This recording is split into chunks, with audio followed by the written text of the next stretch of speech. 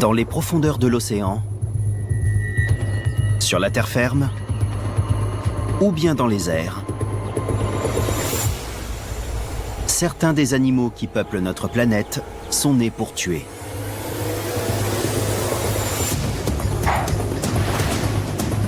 Ce sont des chasseurs de haut vol aux armes redoutables. Et leurs stratégies d'attaque sont uniques en leur genre. Festin et famine sont les maîtres mots qui rythment leur quotidien. Chaque jour voit se renouveler la lutte visant à garantir le prochain repas.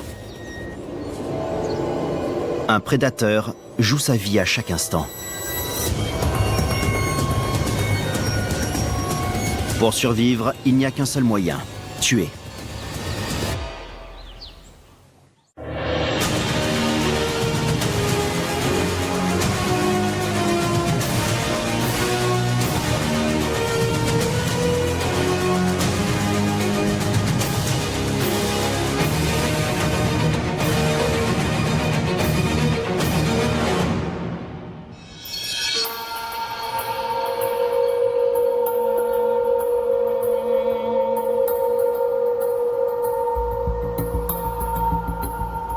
Dans les eaux glaciales qui bordent la pointe méridionale de l'Afrique, il existe un animal qui inspire la terreur comme nul autre ailleurs.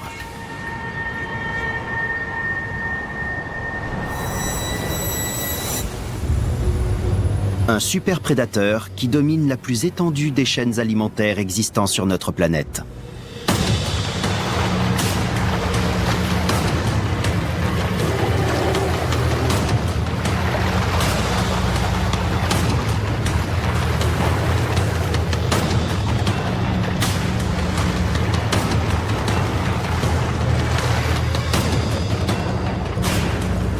Il s'agit là du grand requin blanc. De tous les poissons prédateurs, c'est lui le plus imposant. Ce spécimen a fait le voyage jusqu'au cap de Bonne-Espérance dans le but de chasser sa proie préférée. L'otarie à fourrure du Cap.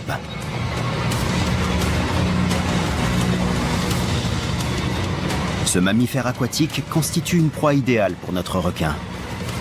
En effet, il est gorgé de graisse riche en énergie. Et le choix ne manque pas.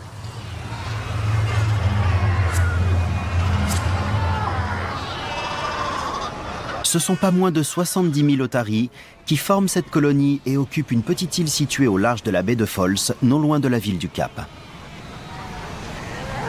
Elles sont aussi des prédateurs.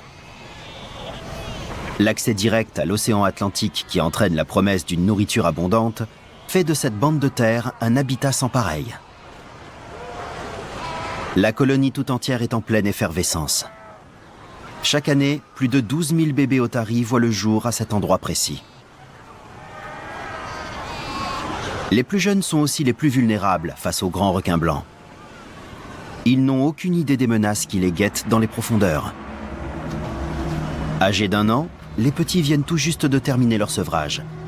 Désormais, alors que débute l'hiver, ils s'aventureront peu à peu vers le large afin d'entamer leur première partie de pêche.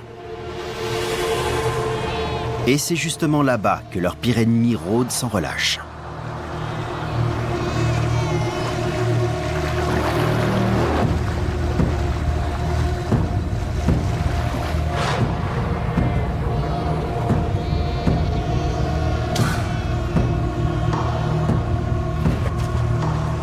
Les eaux peu profondes qui entourent l'île les maintiennent à l'abri. Mais très rapidement, les rochers s'effondrent pour laisser place à l'abîme de l'océan, créant un profond dénivelé entre le rivage et le large. À cet endroit, le requin a la possibilité d'attaquer. Les jeunes otaries ignorent encore tout de l'horreur meurtrière qui peut s'y dérouler. Et quand bien même, cela n'empêche pas qu'elles doivent se nourrir. Pleines de fougue, elles nagent vers le large.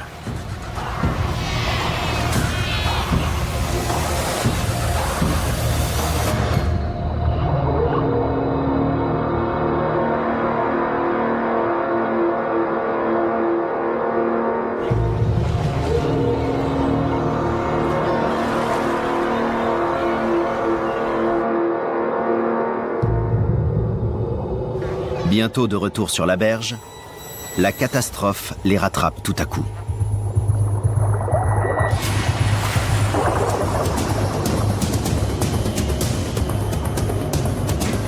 Le requin remonte brusquement à la surface. L'impact de la collision est tel qu'il assomme l'otarie visée. Désorienté, l'animal n'a que peu de chances de parvenir à s'échapper.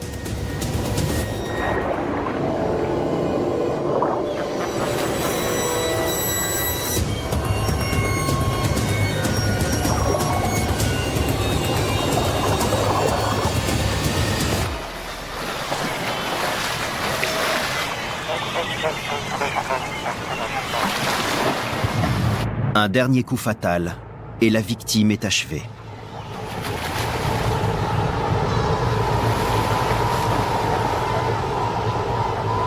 Lorsqu'il chasse, le grand requin blanc atteint les 40 km/h.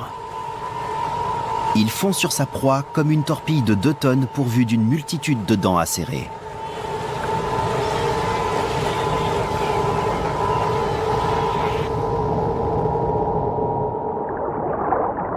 Il est remarquablement rapide pour un poisson. Mais sur la terre ferme, il existe un autre prédateur capable de tripler ce record de vitesse.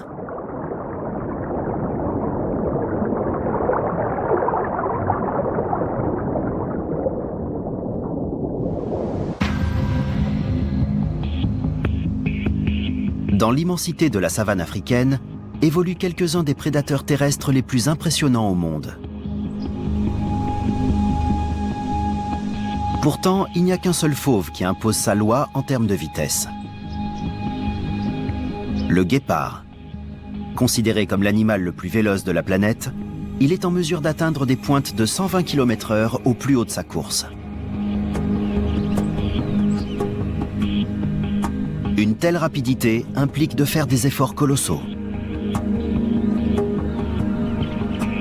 Ces 2 frères préfèrent économiser leur énergie pour la chasse. L'un d'eux est équipé d'un collier émetteur. Celui-ci permet aux scientifiques d'étudier les activités du guépard.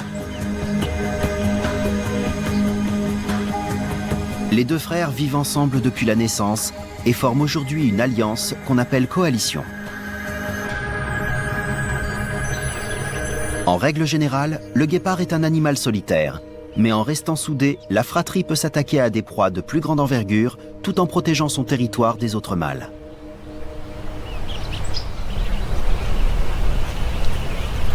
Malheureusement pour elle, difficile de se mesurer aux intrus qui viennent justement de s'y aventurer.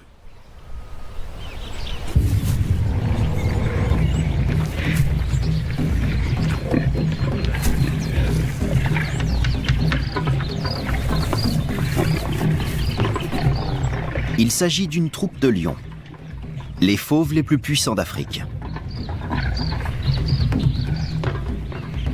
Utilisant la force brute, ils travaillent en équipe. Les lions abattent en priorité les animaux faibles, âgés ou blessés, participant ainsi à la sélection naturelle de leur proie. Dernière victime en date, cette antilope Sing Sing est tombée dans l'embuscade des vigoureux chasseurs. Avec cette prise, les lions ont pénétré dans le territoire des 2 guépards. Mauvaise nouvelle pour ces fauves de plus petite taille.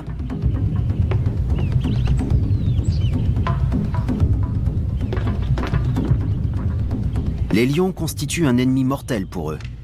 La troupe en question n'hésiterait pas une seconde à les tuer.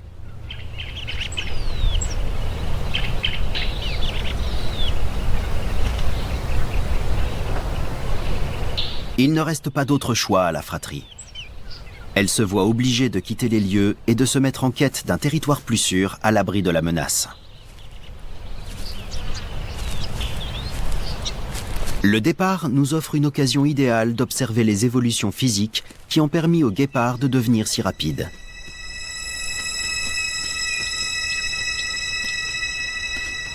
Sa morphologie se rapproche de celle du lévrier. Arborant une carrure svelte et un torse puissant, le corps du félin est conçu pour les accélérations soudaines.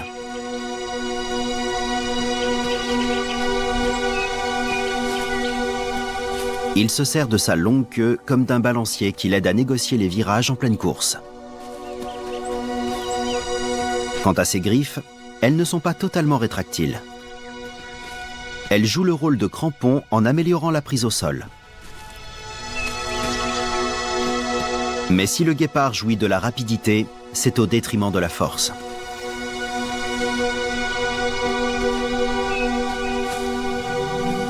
En termes de masse corporelle, il est le plus faible parmi tous les autres fauves du continent. Il est devancé par le lion et le léopard.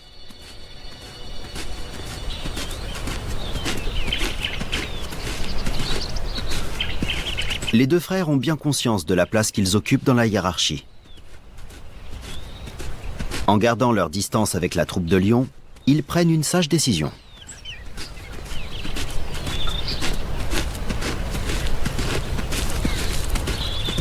Au cœur des étendues sauvages africaines, manquer de rester à sa place peut s'avérer mortel.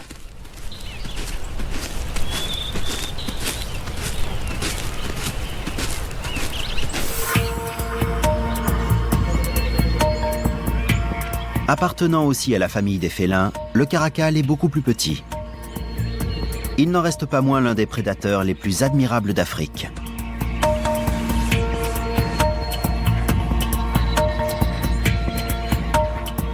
Les oiseaux et les rongeurs font partie de ses cibles de prédilection.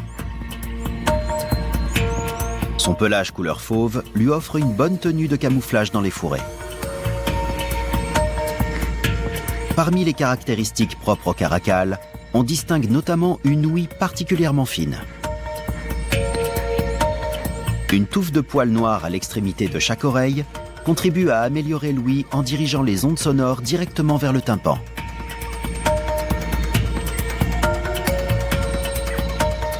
C'est aussi un grimpeur de talent. Il se sert des arbres comme d'une tour de guet.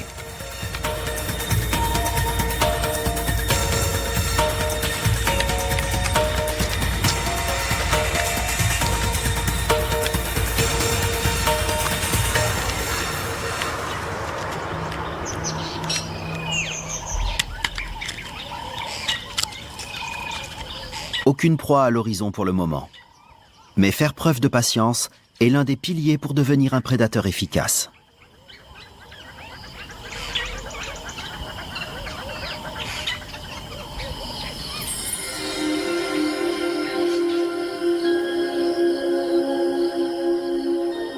Mais à elle seule, cette qualité ne saurait suffire à rendre un tueur performant. Il est également vital de posséder les armes adéquates.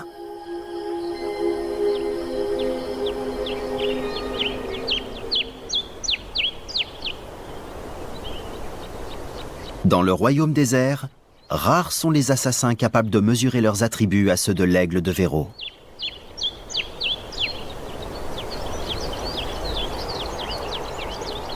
Une des clés qui garantit le succès du volatile réside dans sa vision télescopique.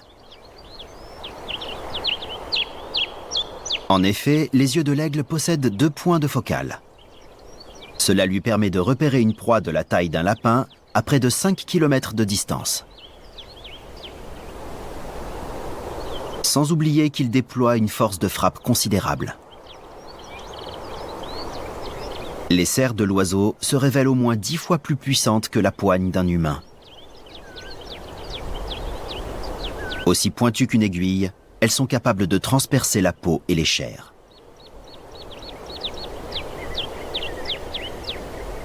Ce qui distingue toutefois le plus l'aigle de Véro de tous ses congénères oiseaux de proie, c'est sa taille. Avec un poids atteignant presque 5 kg, il se classe dans les premiers parmi les plus grands aigles du monde.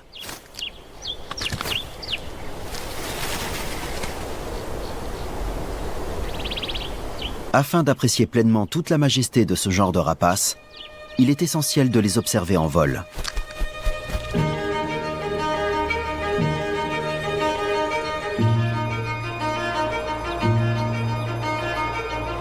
Leurs ailes déployées dépassent les 2 mètres d'envergure. Leur pointe effilée les aide à maîtriser les vents pour mieux survoler leur terre.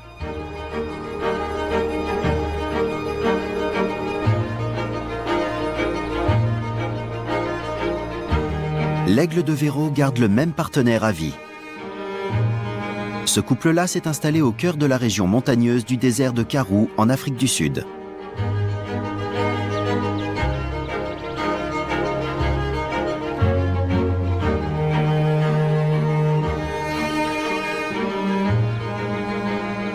Les falaises et reliefs escarpés dont regorgent les environs sont autant d'endroits parfaits où établir son nid. Notre tandem cherche justement à fonder une famille. Les futurs parents viennent de construire un nid de plus d'1,50 m de diamètre. Il y a assez d'espace pour les 2 petits prêts à éclore. Il reste tout de même 2 ou 3 touches finales à apporter.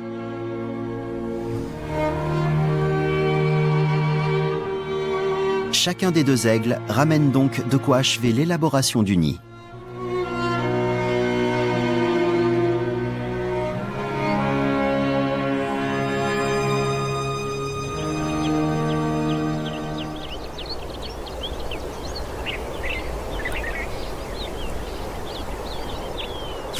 Peu de temps après, le chantier est terminé. La mère entreprend alors de couver les œufs récemment pondus afin de les garder bien au chaud. Il faudra patienter 44 jours d'incubation avant de voir éclore le premier oisillon. Mais en attendant, la mère doit rester sagement assise. C'est donc à monsieur qu'il appartient de ramener la pitance.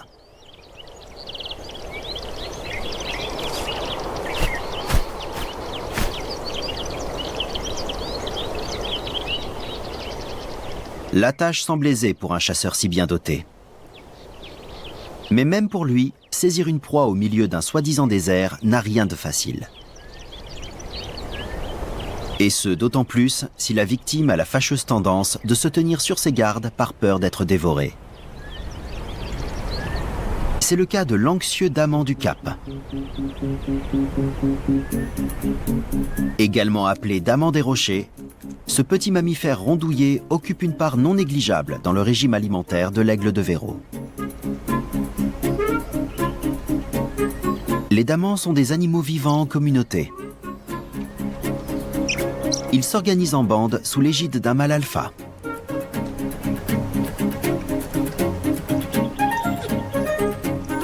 C'est lui qui se charge de patrouiller pour repérer les maraudeurs ailés.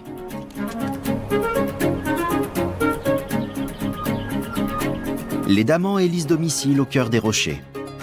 Ils utilisent les crevasses comme refuge.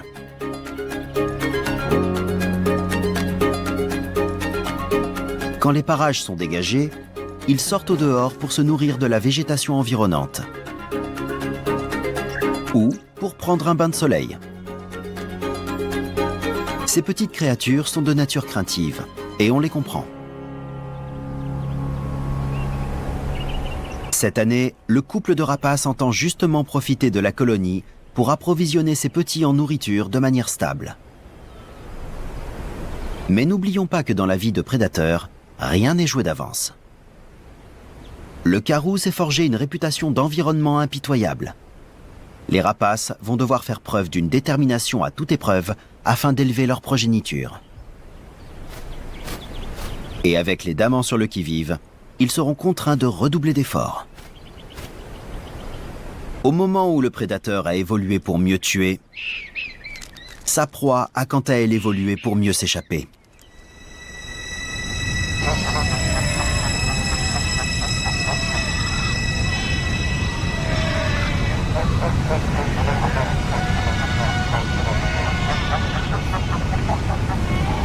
Retour à présent sur les eaux de l'océan Atlantique, où les jeunes otaries s'attachent à perfectionner les techniques qui feront toute la différence entre la vie et la mort. Sous l'eau, elles manœuvrent pour s'échapper.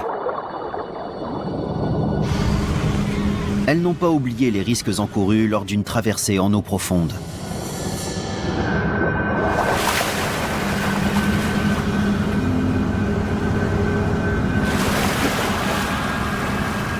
Elles feront tout leur possible pour éviter de se retrouver au menu d'un grand requin blanc.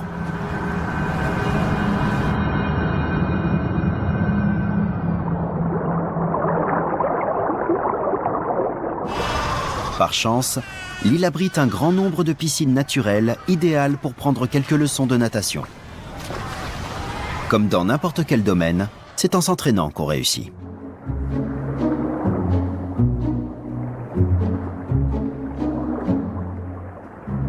Les plus jeunes n'ont pas encore terminé de développer leurs capacités.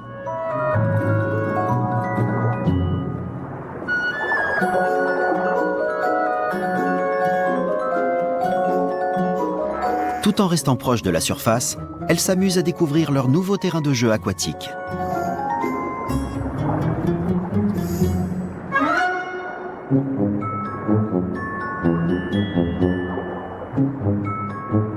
Ce genre d'activité a l'avantage supplémentaire de profiter à la colonie en renforçant le lien social existant.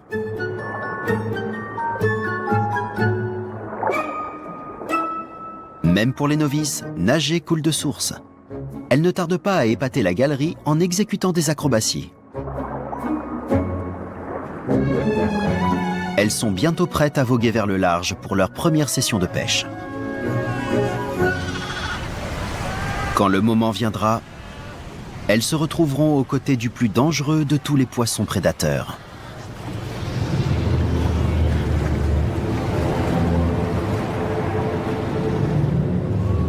Chaque aspect du grand requin blanc est le fruit d'une évolution qui en fait aujourd'hui un chasseur hors pair. Grâce à la couleur grise de sa face dorsale et à la blancheur de son ventre, il se rend invisible depuis la surface et les profondeurs. C'est d'autant plus vrai lorsque l'eau est trouble.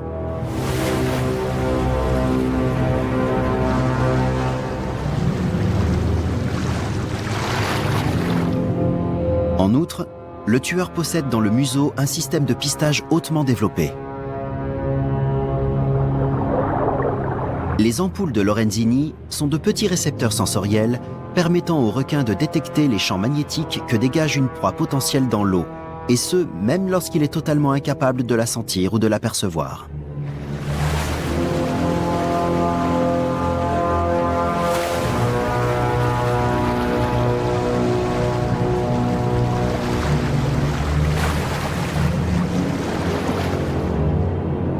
Non pas que notre super prédateur ait des problèmes de vue.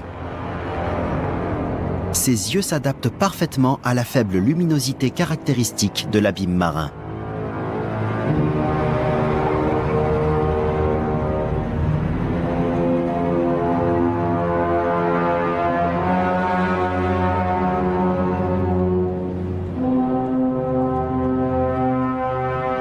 Autre particularité, ses mâchoires.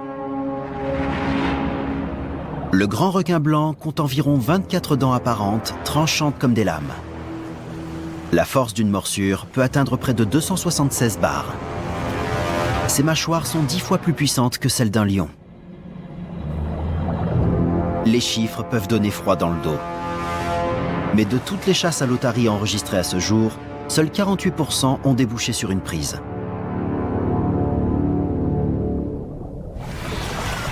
Les otaries adultes ont tout simplement mis au point des techniques pour éviter de se faire dévorer. Au cours de la période hivernale, elles prennent leur distance des zones à risque en début de journée. Car c'est le matin que les requins sont le plus actifs. Elles ont également élaboré un remarquable système d'alerte en cas d'attaque imminente qui avertit le reste de la colonie une fraction de seconde avant que l'impact ne se produise. Lorsqu'un squale jaillit afin de capturer sa proie, il déplace inévitablement d'importants volumes d'eau. En termes d'hydrodynamique, l'ampleur d'un tel assaut est comparable au passage d'un sous-marin.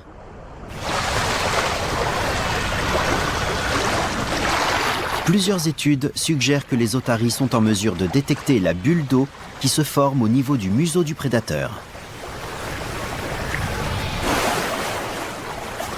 Cela déclenche immédiatement un réflexe instinctif qui les pousse à brusquement virer de bord afin d'esquiver le mastodonte en approche.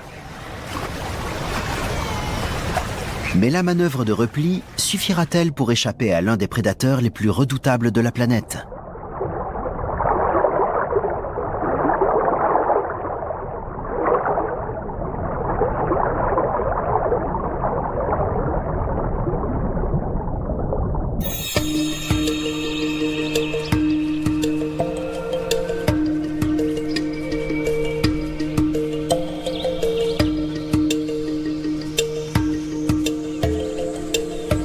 Sur le continent, les frères guépards trônent eux aussi à la tête de leur propre chaîne alimentaire. Ils doivent toutefois se rendre à l'évidence. Le quotidien de prédateur alpha renferme son lot d'épreuves. Voilà quelque temps maintenant qu'ils recherchent un nouveau territoire où vivre et chasser, sans risquer de tomber nez à nez avec une troupe de lions. Cet endroit paraît d'ailleurs prometteur. Les deux complices décident d'y annoncer leur arrivée en marquant leur territoire. L'odeur fera office de panneau d'indication à l'attention des autres guépards. Elle les avertira que la fratrie a choisi de s'installer dans les parages. Par conséquent, la présence d'intrus n'y sera plus tolérée. Une fois le balisage terminé, il est temps de se mettre au travail.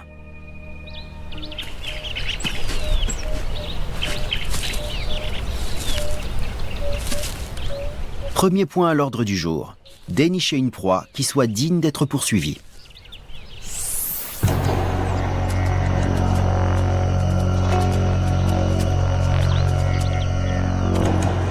C'est un troupeau d'impala qui va attirer l'attention du binôme.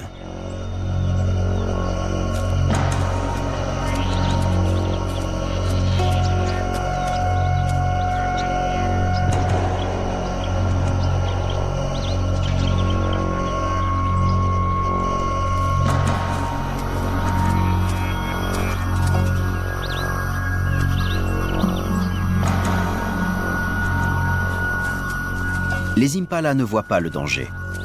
Mais grâce à un sens aigu de l'ouïe et de l'odorat, ils ont tout de même le pressentiment que quelque chose de mauvais se prépare. En tant que proie, faire preuve d'un instinct aiguisé s'avère souvent très utile. Il est impératif de choisir le moment opportun pour entamer la course. Mais désormais, le gibier est nerveux et il paraît délicat de s'en approcher.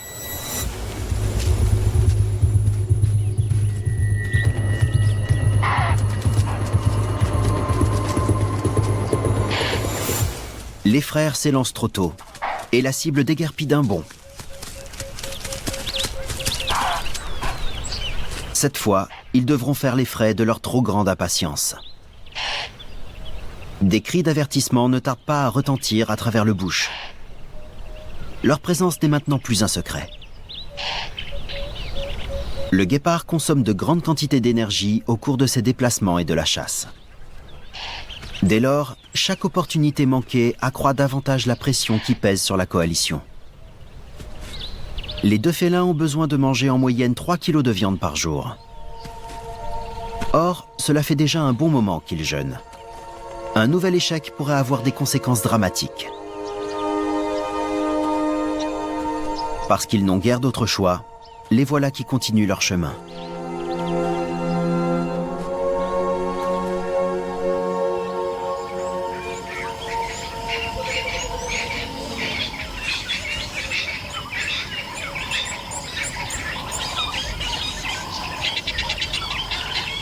Avec ses 20 petits kilos, le caracal est un spécimen de bien moindre envergure que le guépard, qui lui en pèse 65.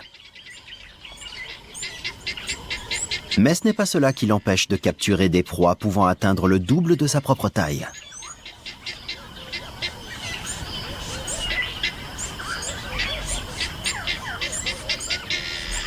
Au vu de son gabarit, il est plus puissant que le guépard.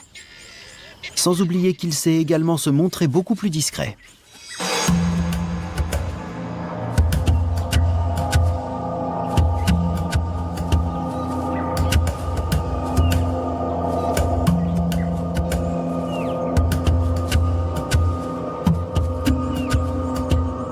Notre acolyte vient de jeter son dévolu sur une pintade qui se promène innocemment dans les fourrés.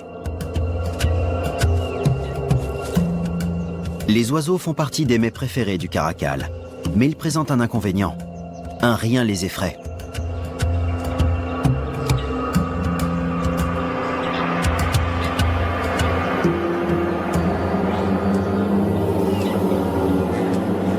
Lentement et avec agilité, le félin entame son approche. Au moindre bruit suspect, le volatile prendra la fuite à tire d'aile.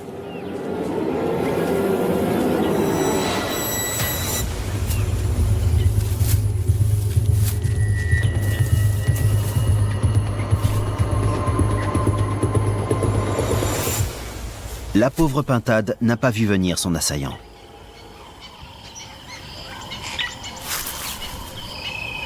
Achever sa proie ne constitue que la première étape. À présent, il faut la dépouiller de toutes ses plumes.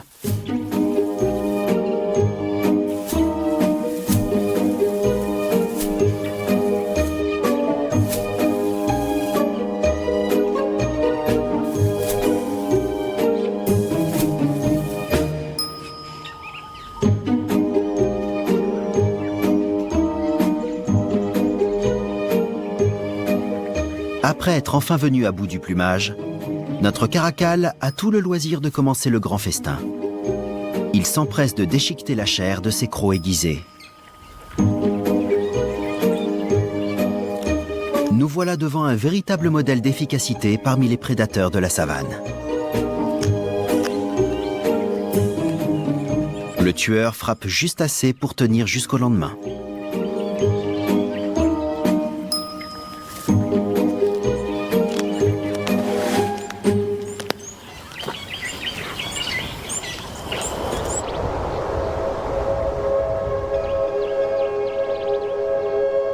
En tant que chasseur, il faut se confronter à la dure réalité qui consiste à ne jamais savoir où se trouvera la prochaine proie.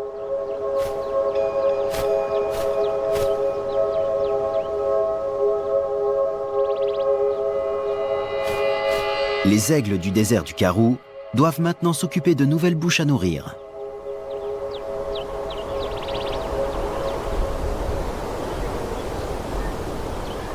Deux nouveau-nés ont rejoint le cercle des prédateurs.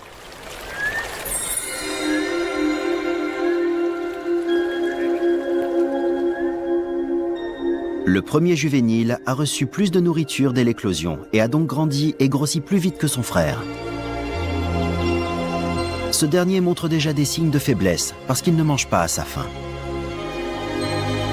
Et en lui volant sa part sans scrupule, son aîné n'arrange rien. Telle l'incarnation ailée de Caïn et Abel, les deux frères ne supportent pas l'existence de l'autre.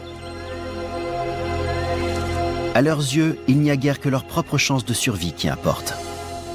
Chacun d'eux va devoir rassembler le maximum de force pour parvenir à surmonter les multiples difficultés qui les attendent.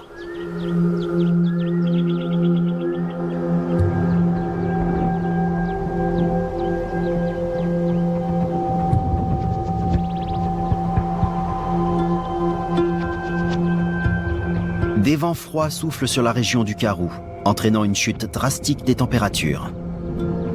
L'air est glacial, même sous les rayons du soleil.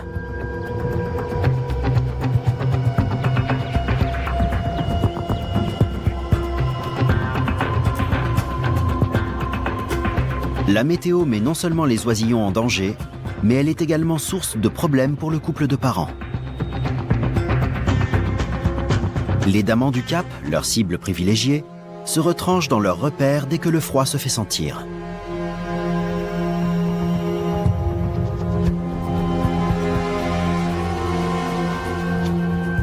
Ce n'est pas pour autant que le patriarche abandonne la partie.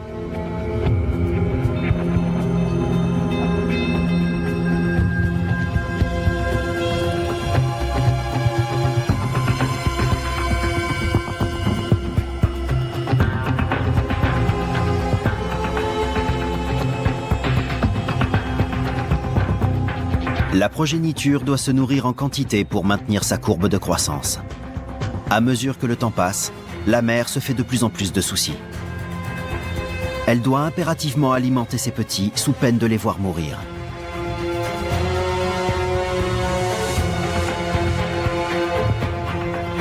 C'est dans un élan de désespoir qu'elle quitte le nid pour aller chasser.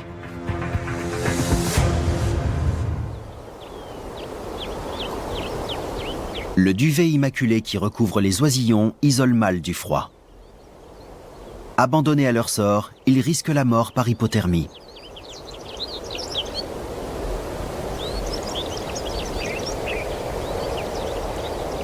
Les parents ont commencé à chasser depuis un certain temps.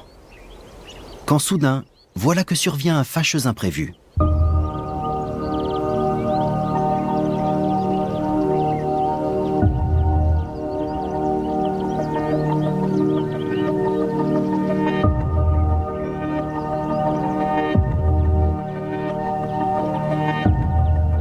Un intrus. Il s'agit d'un jeune aigle de Verreau en quête d'un territoire à conquérir. Le couple ne tolérera aucun de leurs semblables dans les parages. Encore moins avec une descendance à protéger. Ils décident de passer à l'offensive. Ils attaquent l'invité malvenu en équipe dans l'espoir de le faire fuir.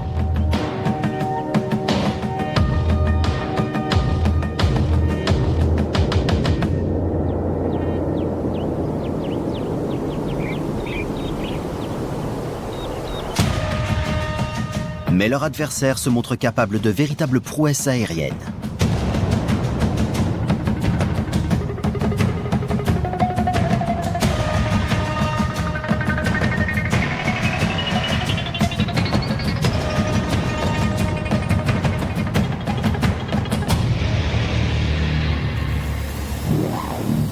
Le jeune rapace finit enfin par comprendre la leçon.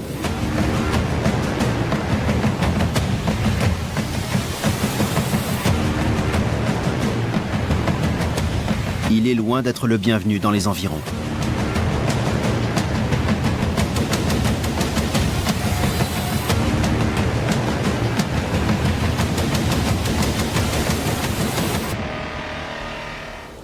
La mère se concentre à nouveau sur son objectif. La chance lui sourit puisque l'air se réchauffe et que quelques groupes de damans émergent pour prendre le soleil.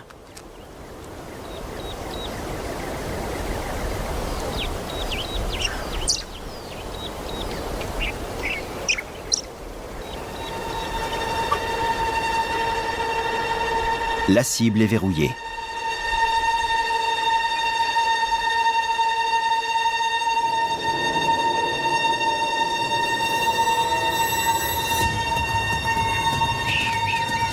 C'est la débandade pour s'abriter.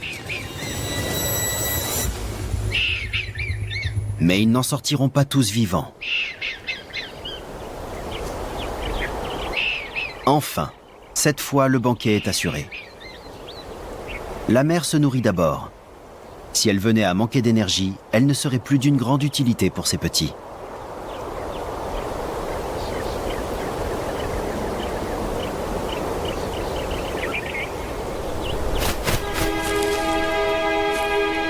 Alors qu'elle rapporte avec elle les restes du cadavre dans le nid, elle constate tout de suite que quelque chose ne va pas.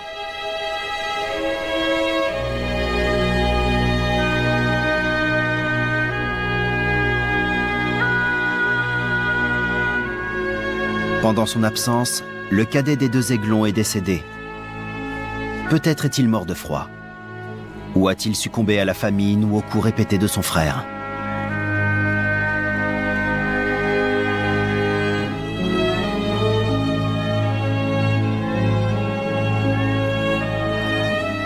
La mère se met à dépecer l'animal pour nourrir son dernier rejeton. Désormais, c'est lui qui recevra tout le fruit de la chasse. Ses chances de survie jusqu'à l'âge adulte s'en trouvent améliorées. Certes, le scénario est lugubre, mais c'est également l'un des plus anciens de l'histoire. Dans la majorité des cas, c'est Caïn qui sort vainqueur.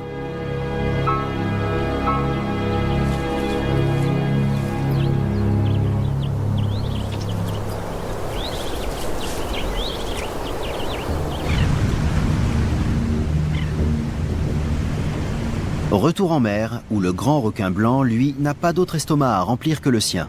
Une aubaine pour lui, car les réserves en otarie semblent infinies. Mais les proies sont futées et ne se laissent pas croquer facilement. Elles ont plus d'un tour dans leur sac pour se dérober aux terribles mâchoires. De retour d'une session de pêche en haute mer qui s'est avérée fructueuse, elles ont élaboré une nouvelle stratégie qui les aidera à rentrer au bercail en vie. Leur devise, l'union fait la force. Elle se déplace en groupe compact, ce qui réduit les possibilités pour le requin de s'attaquer à un individu isolé. Ensemble, les otaries se dirigent vers leur île. C'est alors qu'un grand requin blanc part à l'assaut. Les otaries s'éparpillent dans toutes les directions. Leur attaquant est déboussolé.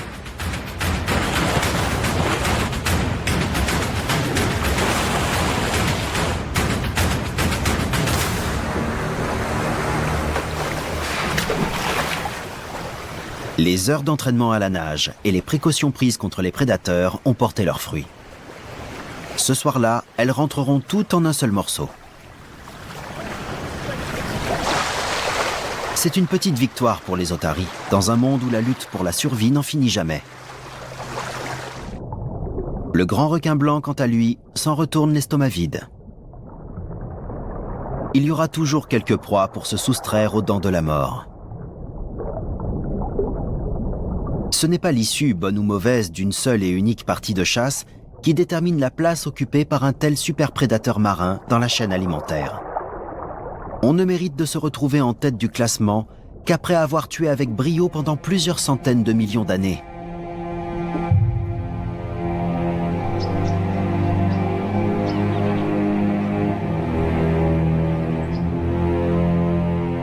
Au cœur de la brousse, les deux guépards sont toujours à l'affût de leur prochain repas. La concentration est primordiale. Sans gibier en vue, leurs jours sont comptés.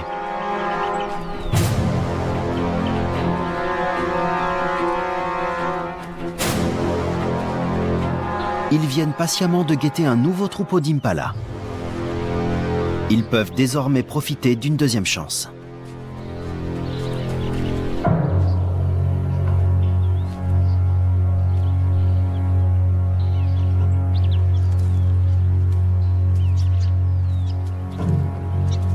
Pas à pas, ils se rapprochent de l'objectif. Cette fois, ils ont pris le vent de front, ce qui empêche les impalas de les sentir arriver.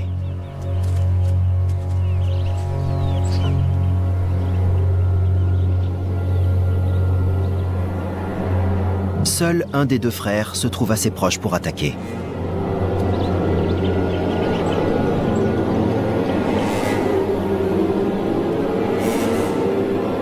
Il s'élance à vive allure tandis que son frère s'occupe de le suivre en renfort.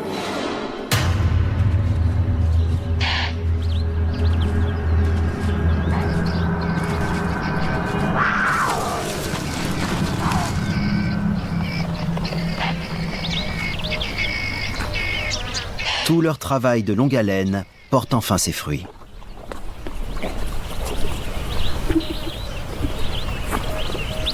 Affamés, les deux félins dévorent goulûment leur prise.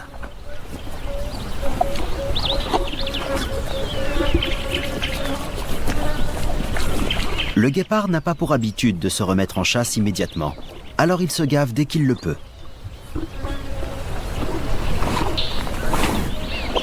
À eux deux, ils engloutissent la quasi-totalité du bovidé. L'occasion se présente rarement de pouvoir manger à sa faim. En moyenne, le guépard se fait voler la moitié des animaux qu'il massacre par un autre prédateur de la savane. Heureusement, aucune menace ne plane sur leur repas du jour. Une fois le banquet terminé, il est l'heure de digérer et de se détendre. Le ventre énorme des deux guépards témoigne de l'hégémonie de leur espèce en tant que prédateur terrestre le plus rapide du règne animal.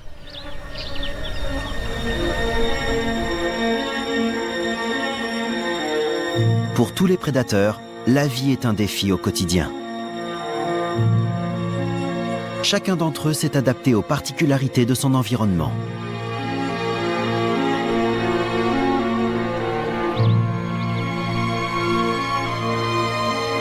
Depuis les cieux, sur la terre ferme, ou à travers les océans, il n'y a de place en ce bas monde que pour les êtres vigoureux. car rien ne garantit qu'il y aura bien un prochain repas.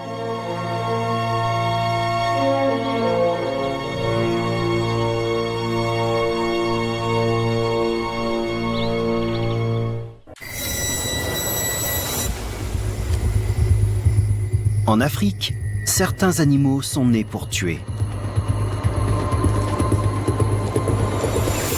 Leurs armes, du venin puissant, des anneaux asphyxiants, des griffes aiguisées ou des dards piquants. Ou encore des pièges machiavéliques qui mènent à des crochets toxiques. Ces créatures peuvent être mortelles. Non seulement pour leur proie, mais aussi pour nous. Leur monde est unique.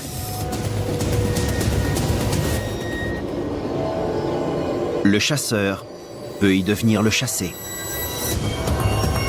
La langue utilisée est l'agression.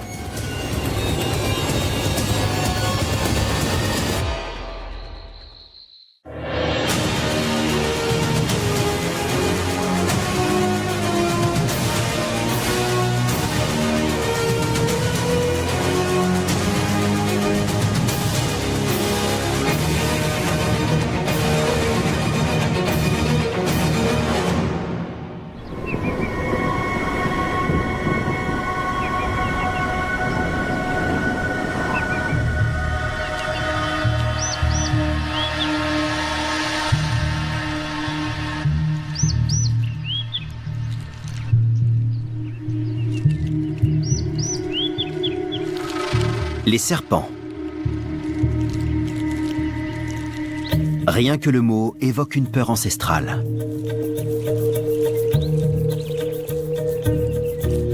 Notre aversion pour ces bêtes à sang froid est tellement universelle qu'aujourd'hui encore, de nombreuses cultures considèrent les serpents comme des envoyés du diable. Bien que la plupart soient inoffensifs pour l'homme, certains ont la réputation d'être des tueurs. Comme celui-ci. Le mamba noir est le serpent le plus craint du continent africain.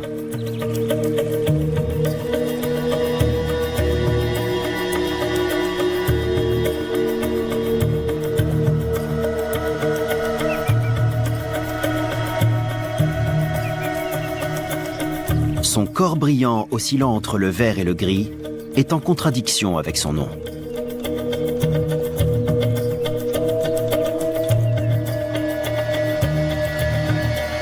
Puis, il ouvre la bouche. Si certains scientifiques ont un doute sur l'origine de cette couleur noire, la plupart pensent qu'elle a un effet dissuasif sur les potentiels prédateurs.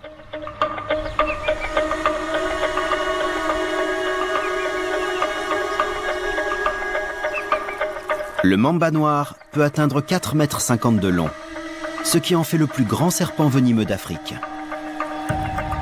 Son venin est également le plus dangereux.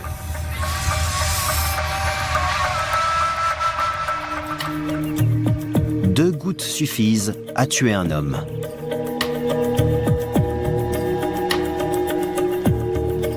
Un mamba noir en colère peut injecter 20 gouttes de cette puissante neurotoxine à sa victime.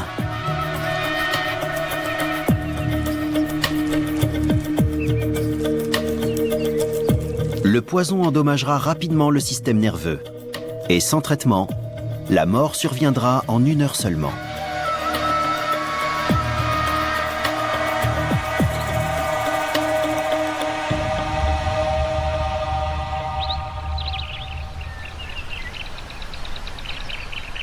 Et pourtant, la réputation de tueur aveugle du mamba noir n'est pas méritée. Face à un ennemi, il préférera battre en retraite plutôt que d'attaquer. Ce qui n'empêche pas certains hommes de tuer l'animal dès qu'ils l'aperçoivent. Le pauvre mamba noir est malheureusement un incompris. Il est peut-être né pour tuer, mais il n'est pas un assassin par plaisir.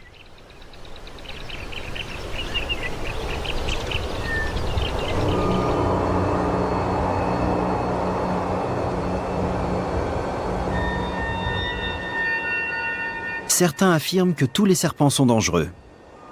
Mais c'est faux.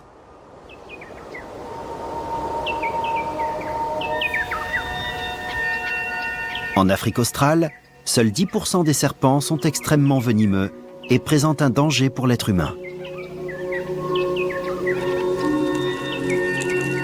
La plupart, à l'instar de ce python, n'ont même pas de venin.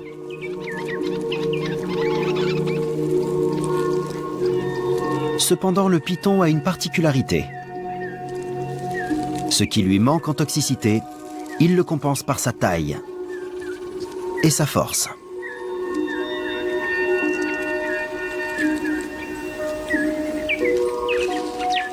Comme les anacondas, ces serpents géants sont qualifiés de constricteurs. En serrant, ils prennent lentement la vie de leur proie.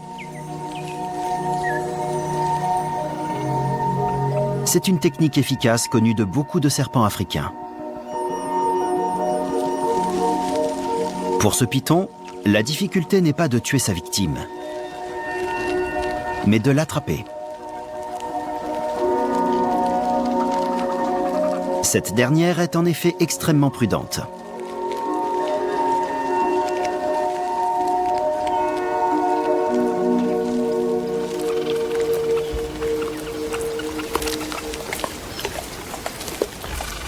Le vervet.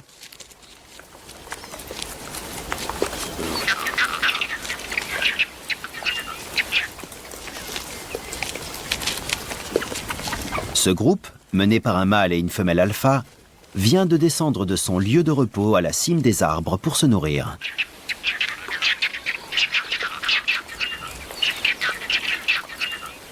Il y a plusieurs bébés. Pendant leur repas, les singes sont à l'affût du moindre signe de danger.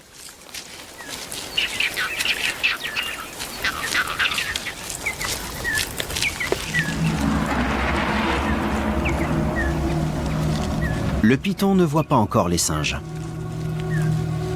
Mais grâce à sa capacité d'adaptation, il n'en a pas besoin.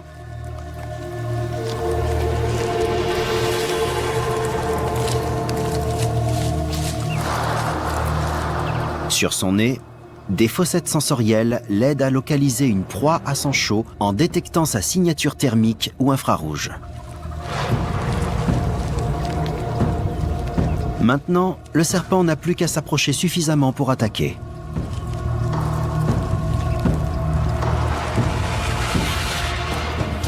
Au sol, les singes sont vulnérables. Et ils le savent. Mais ils doivent se nourrir. Tout comme le python. Ce dernier attaque trop tôt. Une sentinelle voit le serpent et lance l'alarme. Tout le groupe bondit vers les arbres salvateurs.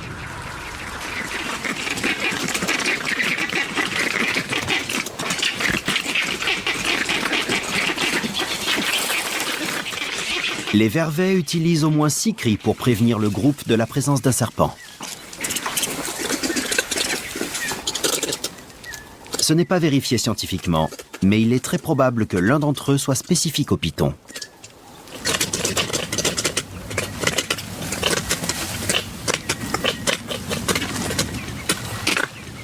Son guet-apens ayant échoué, le serpent sait qu'il ne pourra plus attraper l'un de ses agiles singes. Le rôle du mâle alpha est de garder l'ennemi à portée de vue.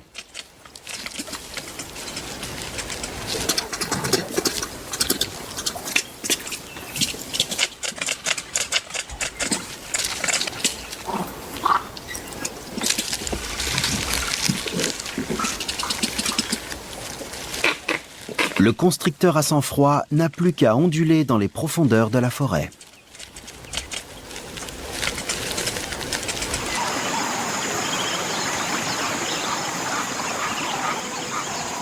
Parmi tous les serpents qui présentent un danger pour l'être humain, voici l'un des plus connus.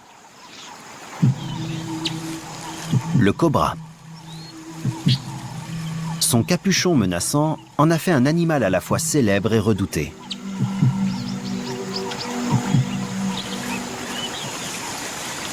Cependant, ce cobra annelé n'a nul besoin de fanfaronner lorsqu'il chasse des crapauds.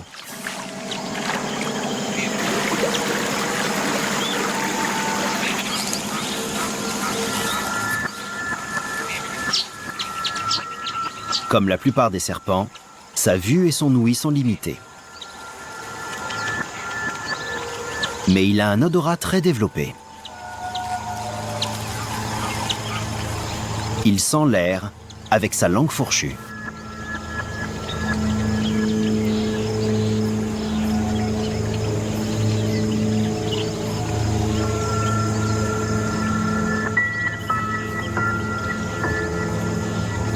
Lorsqu'une odeur est recueillie par la pointe de la langue, elle est envoyée vers l'organe de Jacobson, qui convertit le signal chimique. On dit que le cobra goûte l'odeur de sa proie.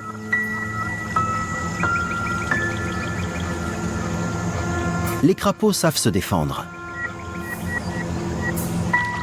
Ils ont des glandes venimeuses sur la peau. Cependant, ça ne suffit pas à décourager le cobra annelé qui se dirige vers sa proie.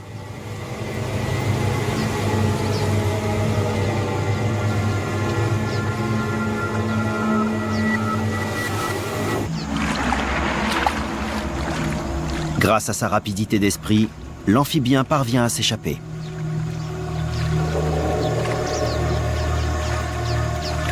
Mais les cobras savent nager.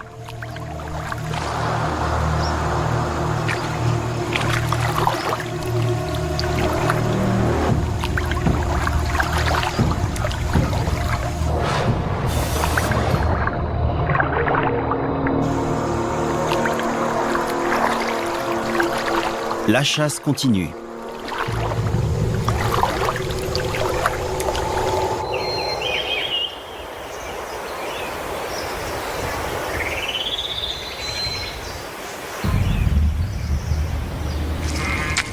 Ce Buphonidae a perdu la course.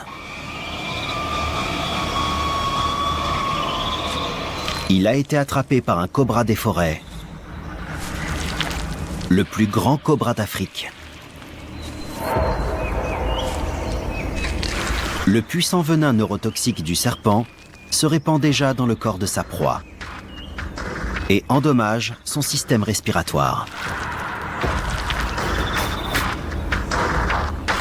C'est pour cela que les serpents ont du venin. Ils peuvent ainsi immobiliser leur victime et la manger sans risquer de se faire blesser ou de la voir s'échapper.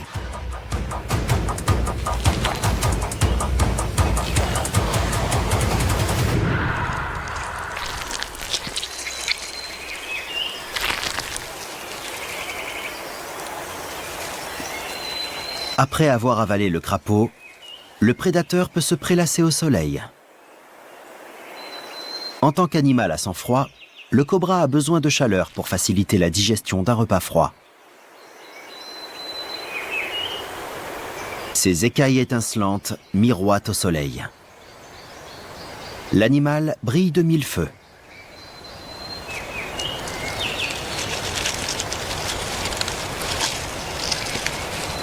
Comme tous les cobras, il est craintif par nature, mais il est né pour tuer.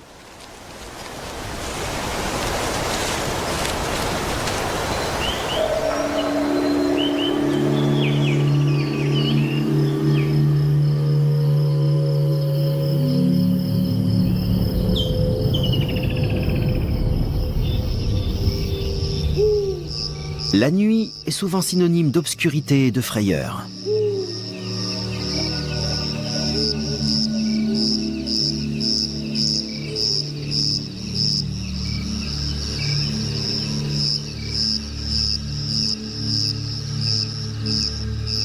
Les scorpions sont des créatures préhistoriques. Ils font partie des premiers animaux terrestres arrivés sur la planète. Des fossiles datant d'il y a 450 millions d'années ont été retrouvés. C'est 200 millions d'années avant les premiers dinosaures. Ils ont donc eu tout le temps de se disséminer. On en trouve désormais dans les endroits les plus inattendus. dans des grottes au fin fond de la Terre ou sur des montagnes enneigées.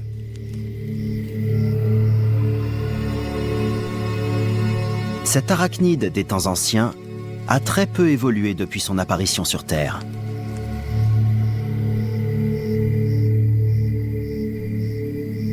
Tous les scorpions ont 8 pattes, 2 pinces et une longue queue terminée par un aiguillon venimeux. Pourtant, la plupart, à l'instar de cet Opistacanthus capensis, ont un venin tellement peu puissant qu'il est inoffensif pour l'homme. Pour comprendre l'efficacité de l'aiguillon d'un scorpion, il suffit d'en observer tous les appendices. L'Opistacanthus capensis a d'énormes pinces, mais sa queue est fine. Il a en effet tendance à préférer broyer ses proies plutôt que de les empoisonner. Son apparence est effrayante. Mais se faire piquer par ce scorpion n'apporterait qu'un léger désagrément.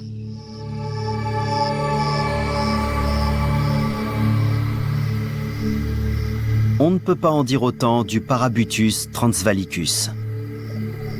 C'est l'espèce la plus venimeuse de toute l'Afrique australe.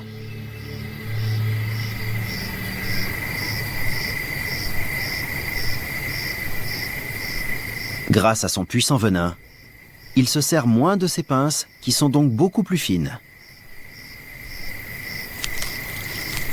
C'est le scorpion le plus dangereux du sud du continent africain. Chaque année, il y tue 5 humains. Cependant, ces morts sont souvent dues à une piqûre de défense. Aucun scorpion n'attaquera un humain spontanément. L'empoisonnement est leur dernier recours en cas de menace. En général, leur aiguillon est destiné à une proie.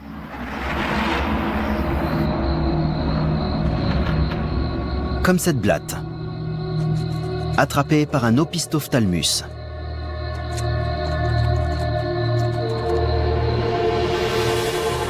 Le scorpion a suffisamment de venin pour tuer l'insecte.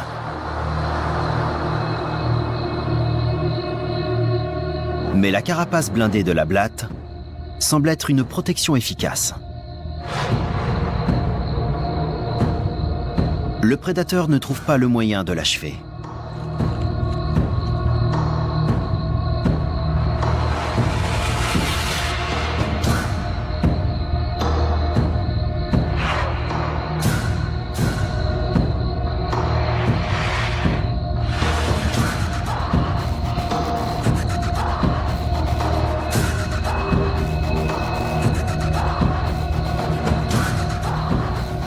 Il finit quand même par trouver le ventre sans défense de sa victime.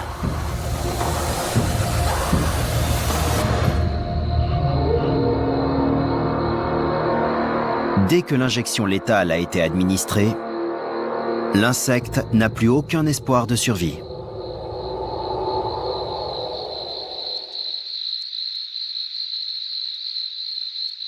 Les scorpions ne mangent que très rarement. Cette blatte est assez grosse pour le rassasier plusieurs mois.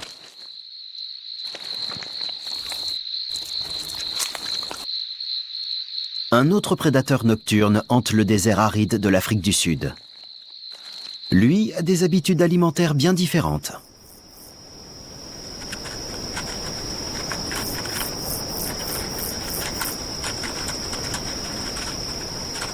La musaraigne est un mammifère à sang chaud dont le métabolisme est extrêmement rapide.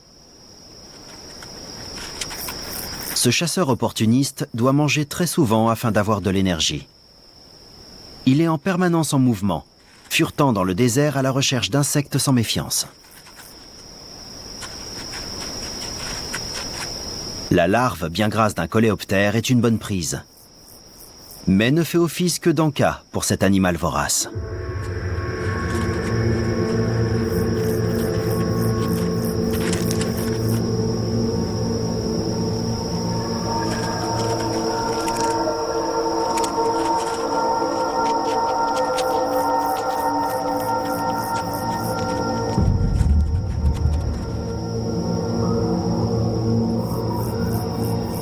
Le régime des musaraignes est composé de nombreux invertébrés. C'est une mauvaise nouvelle pour cet Opistophthalmus.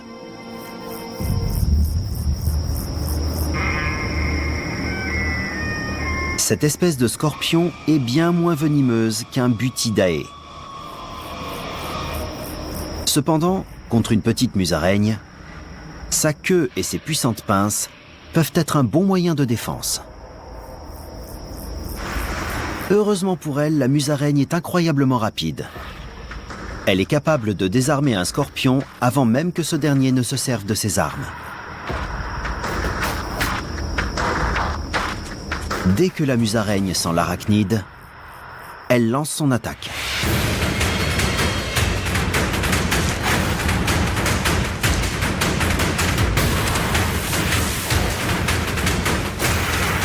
Les coups pleuvent entre les deux adversaires déterminés.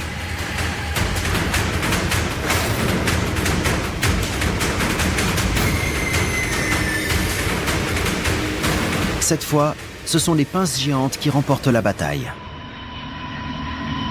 Certains animaux combattent pour manger, d'autres luttent pour survivre. Le scorpion est trop grand et bien trop armé pour la musaraigne. L'arachnide est indemne. Ce n'est pas toujours le cas quand le prédateur devient la proie.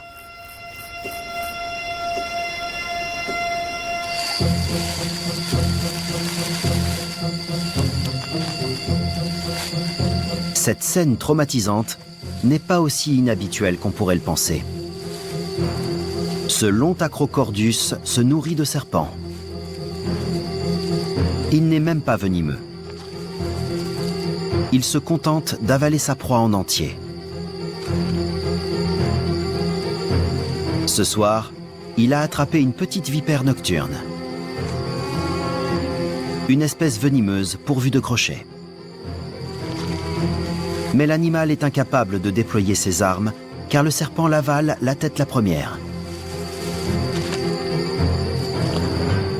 Même si la vipère pouvait attaquer son prédateur, sa morsure n'aurait pas une grande incidence. L'acrocordus a développé une immunité contre le venin de serpent. Ses écailles, étonnamment dures, sont difficiles à transpercer. L'incroyable adaptation de l'acrocordus ne se limite pas à sa capacité à manger des serpents venimeux. Il survit à l'ingestion du venin de ses victimes, car les toxines vont arriver dans son intestin. Et là, des enzymes vont détruire le poison composé de protéines avant qu'il ne s'introduise dans le système sanguin. C'est ainsi que l'acrocordus s'offre souvent un macabre dîner composé des serpents les plus dangereux d'Afrique, comme la vipère heurtante et le mamba noir.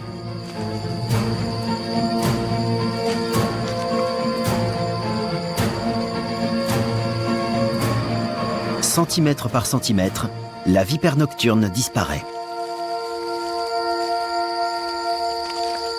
Elle est quasiment mangée vivante.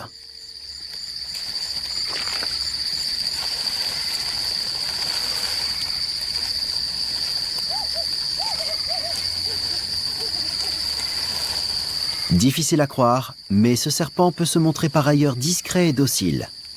Et il ne représente aucun danger pour les humains.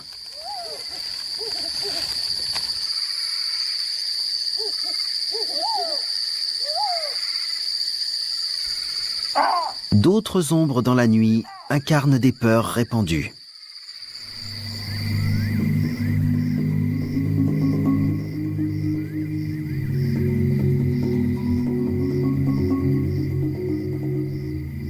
La seule vue de leur silhouette peut provoquer une crise d'arachnophobie.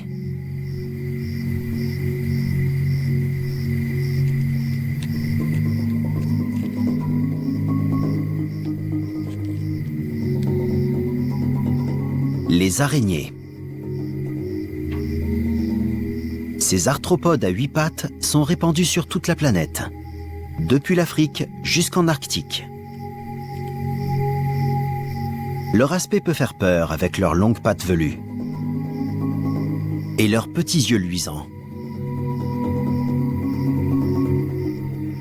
Et pourtant, comme pour les serpents, notre appréhension est souvent absurde.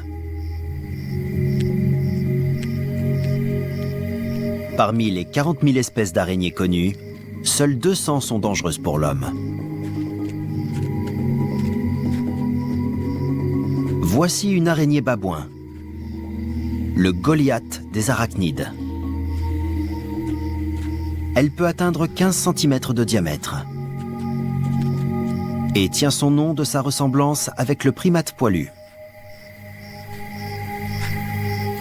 Certes, une morsure de ce géant est douloureuse, mais elle ne tuera pas un être humain. De la même taille que l'effrayante mygale, elle est de la même famille.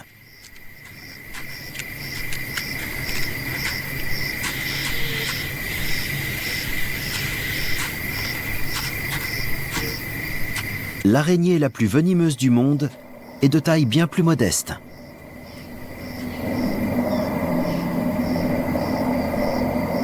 Certes, l'araignée des sables à 6 yeux a le venin le plus puissant des arachnides, mais puisqu'elle vit dans des déserts isolés, elle entre rarement en contact avec l'homme. De plus, elle utilise ses munitions avec parcimonie.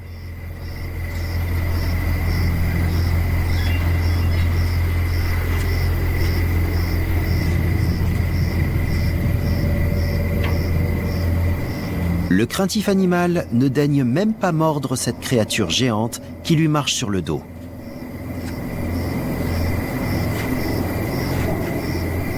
La maladroite araignée babouin qui risque sa vie arrive tout de même à passer inaperçue. Elle est concentrée sur ses activités nocturnes. La chasseuse tend son piège.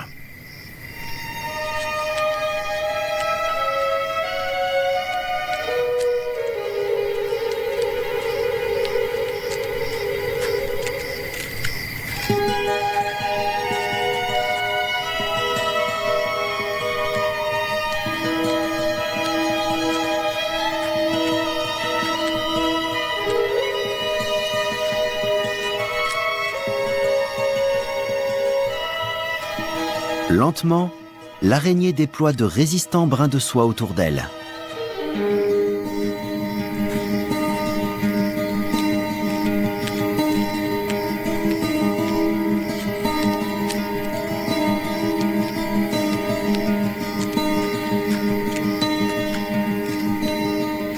Chaque fil est bien tendu.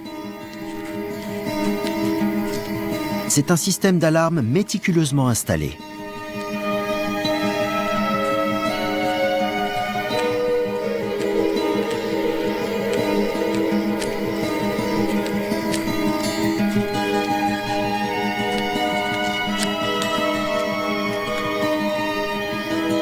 Si un coléoptère ou un petit lézard touche la toile, l'araignée bondira.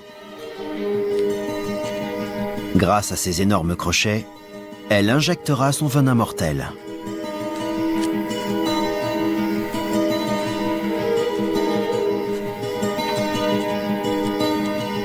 Maintenant que le piège est prêt, l'animal rusé se retire dans son abri de soie et attend.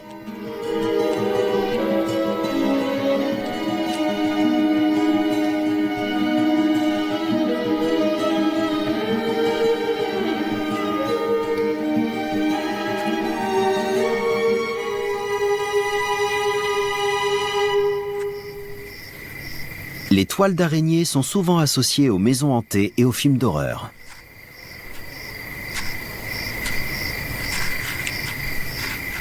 Mais pour certains peuples amérindiens, c'est la déesse araignée qui aurait créé la vie. Elle aurait façonné les animaux et les plantes avec un mélange d'argile et de sa propre salive. Puis, elle aurait tissé une toile qu'elle aurait aspergée de rosée et envoyée dans le ciel pour créer les étoiles.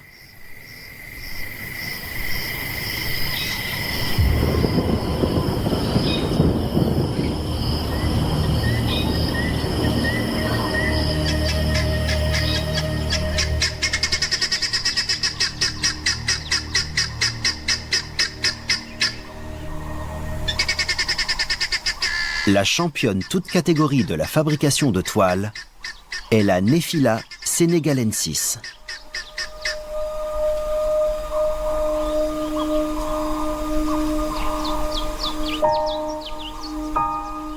Elle fabrique un piège mortel doré.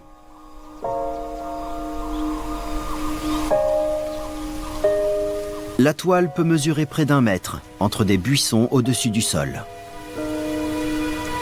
C'est un lieu stratégique pour attraper des insectes.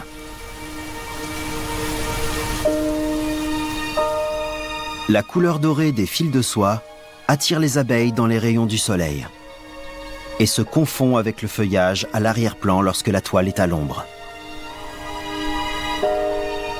Le piège est solidement arrimé par des brins particulièrement résistants. D'un côté, les fils sont finement entrelacés comme pour créer un bouclier contre de potentielles attaques d'oiseaux.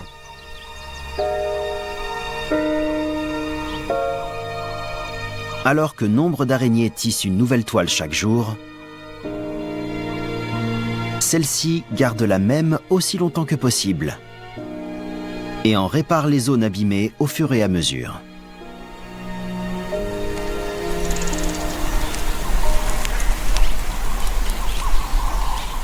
C'est la tête en bas, au centre de son œuvre, qu'elle se sent le plus à l'aise.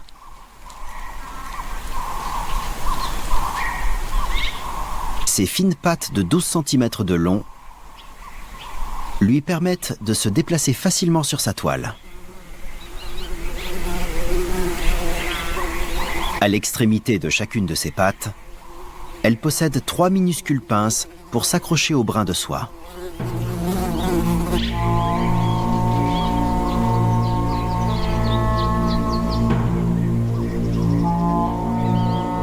Ce matin, sa malheureuse victime est une mouche.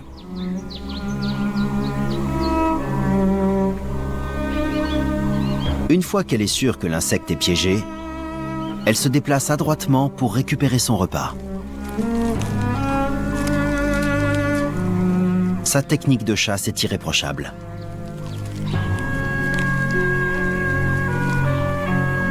Tel un témoignage de ses exploits, des restes d'insectes pendent au centre de sa toile.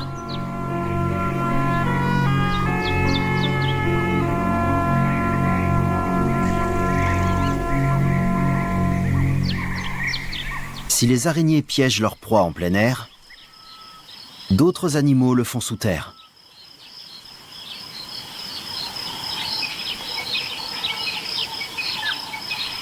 Chaque jour en Afrique, des animaux luttent pour survivre. De la plus grosse créature à la plus petite bestiole.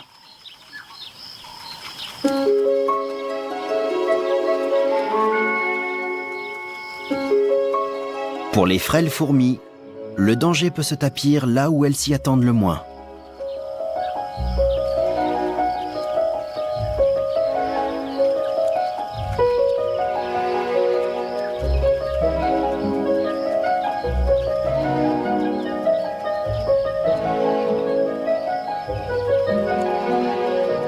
Sans le savoir, celles-ci ont construit leur fourmilière en plein cœur d'un champ de mines.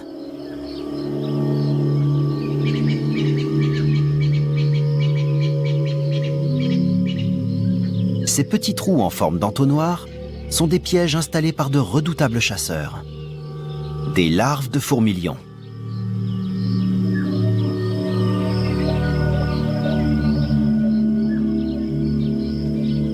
Cet étonnant insecte met jusqu'à 3 ans avant d'atteindre son poids définitif. Il en est alors au stade de la nymphe. Puis, il deviendra un adulte et ressemblera à une libellule.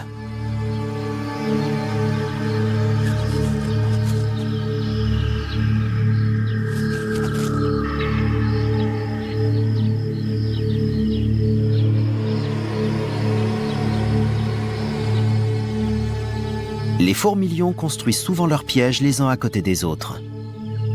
Ainsi, ils ont plus de chances de voir les proies qui auraient contourné un trou tomber dans un autre.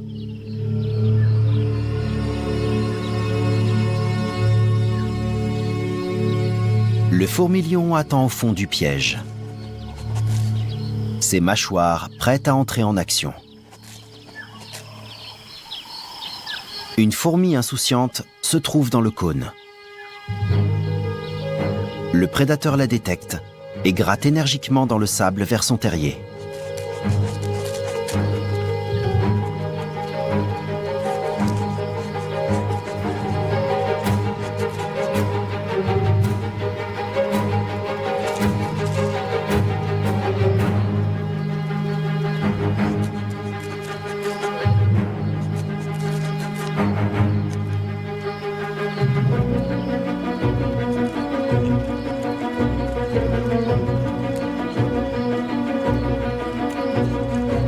La fourmi lutte vaillamment pour sortir du trou. Mais une pluie de sable l'attire de nouveau vers le bas.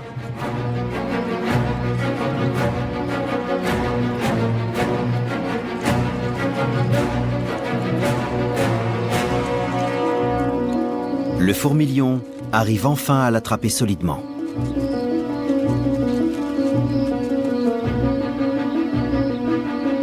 Lentement, la victime perd la vie.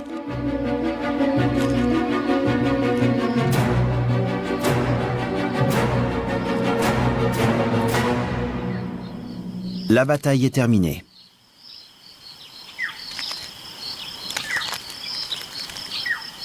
Sous le sable, le fourmilion va injecter une substance liquide à sa proie, avant d'en ingurgiter l'intérieur et de se débarrasser de la carcasse.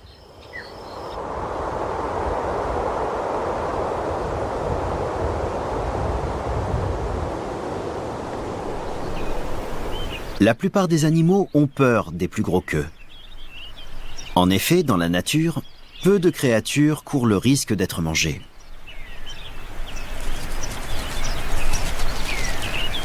Même ce cobra du Cap, qui mesure pourtant plus d'1 mètre et possède un venin puissant, peut être attaqué par des mammifères carnivores et des oiseaux de proie assez rapides pour éviter de se faire mordre.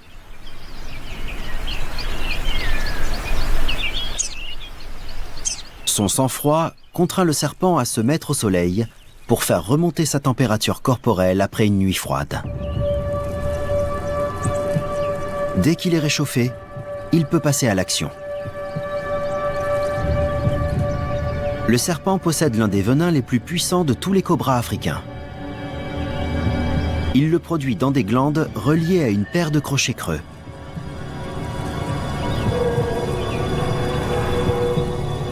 C'est grâce à son venin que le cobra reste en vie. Sans ce poison, l'animal ne pourrait pas tuer ses proies. Et il mourrait de faim.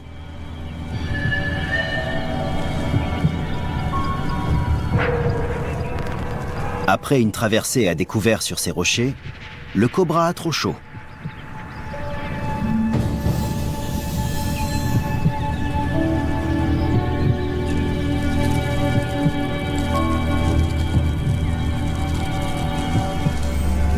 Heureusement pour lui, il apprécie l'eau.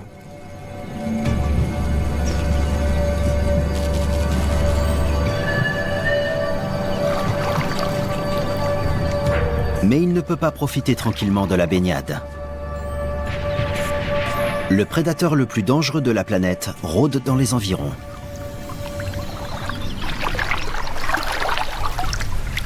Il tue plus d'animaux que toute autre espèce sur Terre.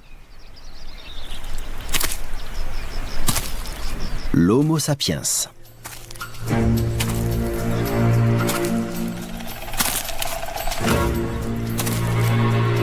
Pour un serpent, tout comme pour bon nombre d'animaux, se retrouver face à un humain peut mener à la mort.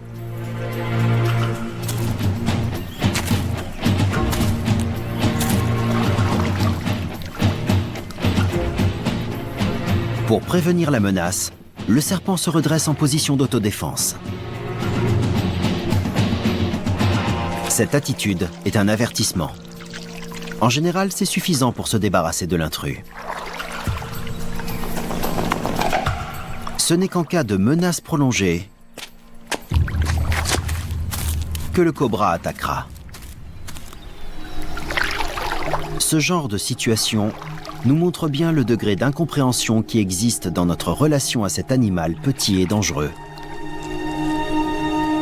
En fait, les animaux ont bien plus peur de nous que nous avons peur d'eux.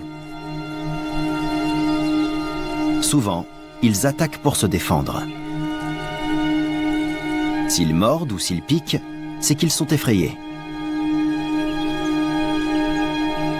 Malheureusement, si la morsure vient d'un cobra du Cap, alors la mort est presque certaine. Dans la région du Cap, en Afrique du Sud, c'est le serpent le plus meurtrier.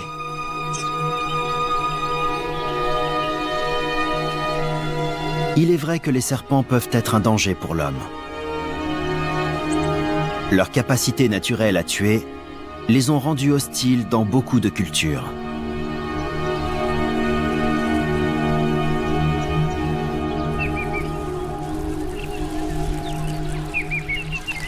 En Afrique, le mamba noir a même obtenu un statut mythique.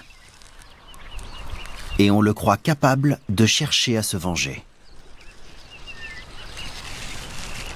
Ces légendes ne servent qu'à accroître notre peur inutile de cet élégant reptile si mal compris.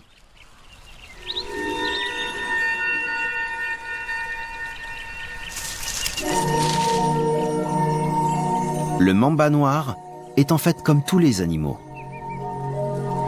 Il ne cherche qu'à survivre. Pour cela, il doit se nourrir et se reproduire.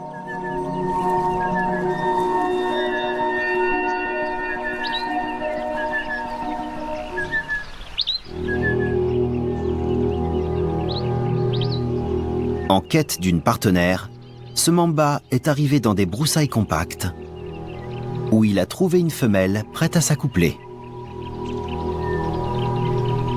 Elle vient tout juste de muer. Un morceau de son ancienne peau est toujours attaché à son nez. Ça ne fait pas fuir son prétendant, qui répond à un signal hormonal et non visuel.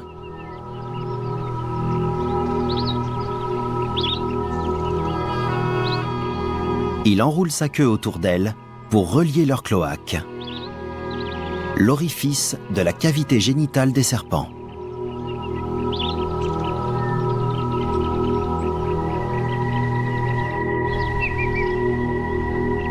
Le mâle introduit alors son organe sexuel appelé hémipénis, qui libérera le sperme au moment opportun.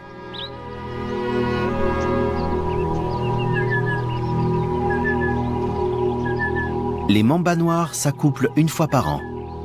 Si la copulation est fructueuse, la femelle pondra ses œufs qu'elle couvra entre 80 et 90 jours.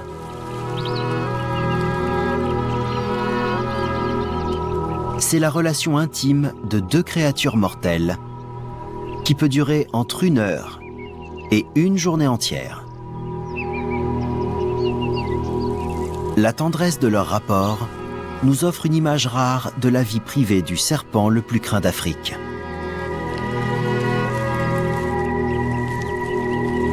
Cela doit nous rappeler que ces animaux qui nous effraient sont bien plus qu'un danger potentiel.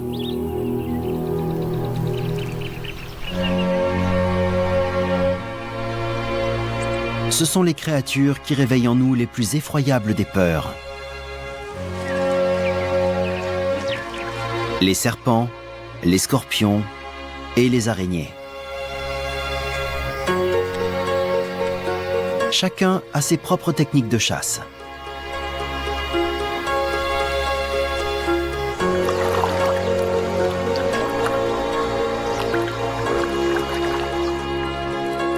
Ce sont tous des prédateurs impitoyables qu'il ne faut pas sous-estimer.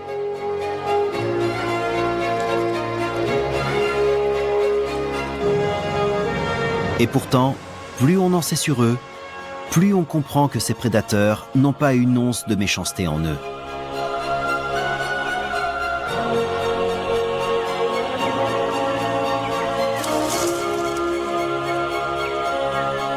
Ils passent leur vie à tenter de survivre dans un monde dirigé par les crocs et les griffes.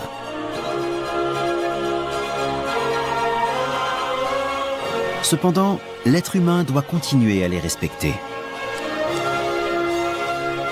Quand bien même ils sont nés pour tuer.